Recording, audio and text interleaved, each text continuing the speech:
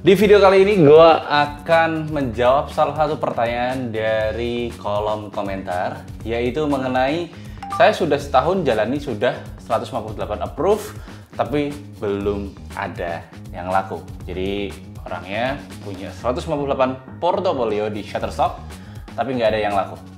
Gimana ceritanya? Apa solusinya? Simak di video kali ini sampai selesai. Kita mulai aja.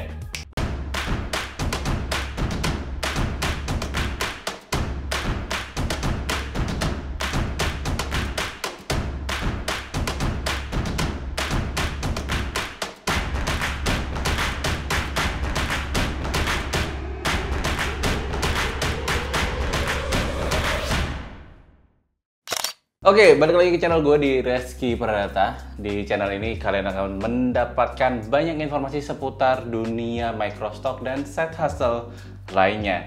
Nggak cuman itu, perkenalkan gue adalah Reski. 5 tahun lamanya gue menjadi seorang microstocker yang sekarang memiliki portofolio di Shutterstock lebih dari 20.000 stok foto dan hampir 2.000 footage. Itu belum dikali dengan portofolio di platform-platform yang lainnya.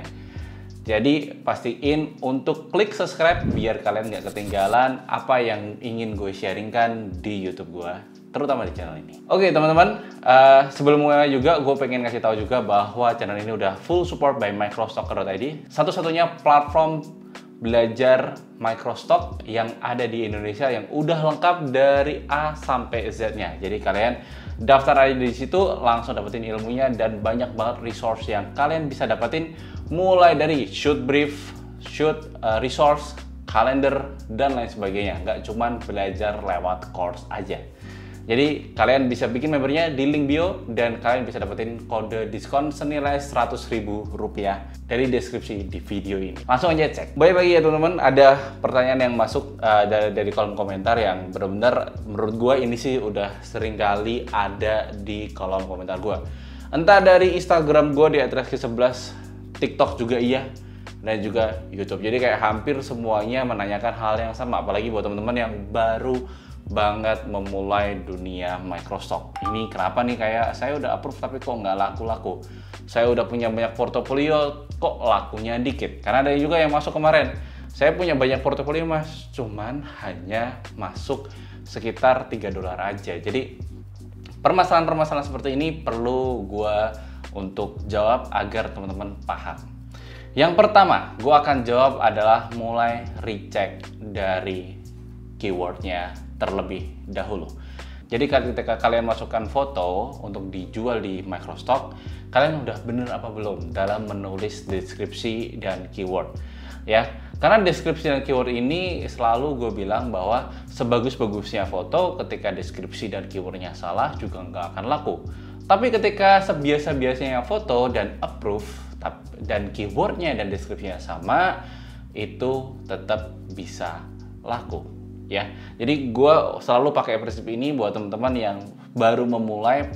Bener-bener simak tadi yang gue udah ucapin. Kalau kalian pengen tahu, rewind aja. Kalau kalian pengen lebih denger lagi, di rewind aja. Jadi pada intinya adalah harus dipastikan dulu keyword dan deskripsinya sesuai. Gue sendiri udah sering ngasih tips di kelas-kelas gue di microstocker.id bahwa tips itu keyword harus dimaksimalin dan bagaimana cara kita menentukan keyword yang bagus, gue udah sering sharing. Di channel ini juga ada cara gue untuk menentukan keyword, jadi teman-teman bisa klik aja di video-video lainnya. Tapi untuk mendetailnya ada di microstocker.id tentunya. Nah itu adalah yang pertama, adalah soal keyword. Karena banyak banget orang yang membuat awal-awal itu keywordnya cenderung ngaco atau ngawur. Jadi sayang, approve tapi ngaco, jadi nggak laku-laku sama sekali. Faktor kedua adalah mengenai kualitas dan konsep foto ya. Jadi mungkin keywordnya udah sesuai dengan anjuran Mas Reski, udah dimaksimalin dan udah ikut tipsnya Mas Reski yang ada di microstocker.id katakanlah, tapi kok nggak laku-laku tetepan gitu kan. Jadi kalian harus ngecek dulu. Yang kedua adalah kualitas dan konsep foto. Ini gue nggak ngomongin mengenai foto dari HP ataupun dari kamera. Buktinya foto dari HP gue masih sering laku juga sampai sekarang. Ini foto HP yang dulu banget ya, bukan yang terbaru. Mungkin teman-teman, wah Mas Reski pakainya iPhone 13 gitu, makanya nggak heran kalau laku gitu kan ya. Ini kalau HP yang sekarang, tapi ketika gue dulu banget mulai di tahun 2018, 2019 awal, gue pakainya cuman iPhone 6s yang sebenarnya secara kualitas kamera itu udah sangat jauh banget dengan HP-HP keluaran 2024. Tentunya ya teman-teman, gue berani bilang bahwa bukan masalah soal HP ataupun kamera, ya walaupun itu juga turut membantu dalam menentukan kualitas foto yang bagus, akan tetapi konsepnya apakah sudah sesuai atau belum. Biasanya nih kebanyakan orang-orang itu fotonya terlalu sembarang. Jadi ada satu objek tertentu langsung foto tanpa memperhatikan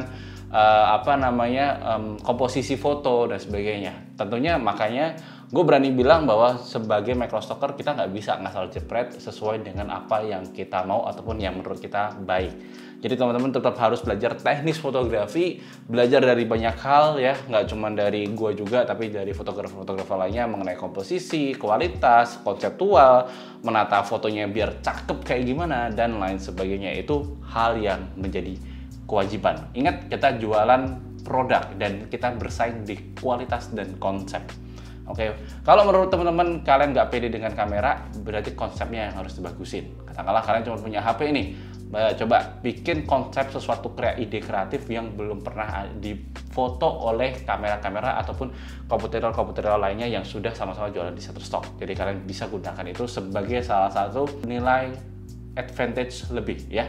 Bisa pakai itu ataupun juga pakai software editing biar kualitasnya makin cakep. Oke, yang ketiga adalah ngomongin soal demand foto. Yang dimaksud demand itu adalah seberapa banyak pembeli itu mencari mengenai foto-foto kita. Sebenarnya di Shutterstock sendiri itu ada banyak banget demand-demandnya. Kalau kalian pandai melihat demand market ya. Kadang buat yang baru pemula masih cenderung ngasal fotonya, objek apapun itu difoto aja di sekitar kita tanpa melihat demand. Ya sebenarnya nggak ada masalah. Cuman ketika teman-teman udah mulai berjualan kayak tadi, udah setahun tapi hanya 158 portofolio yang approve, terus juga demand yang nggak ngelihat dan sebagainya. Jadi gue berani bilang sih bahwa mungkin kesalahannya dari diri sendiri gitu kan. Yang perlu ada beberapa poin yang tentunya bisa ditingkatin, termasuk demand foto tadi. Demand yang gue maksud adalah misal shoot list, ikutin kalender, ikutin konsep-konsep foto yang lagi trending dan sebagainya. Jadi itu yang tentunya teman-teman wajib untuk cari tahu soal hal tersebut. Makanya gue bikin microstalker.id juga untuk mempermudah teman-teman untuk mendapatkan akses ke informasi tersebut dengan bahasa Indonesia yang jauh lebih mudah dipahami daripada kalian harus cari link sana sini. Gue rangkumin jadi satu di microstalker.id.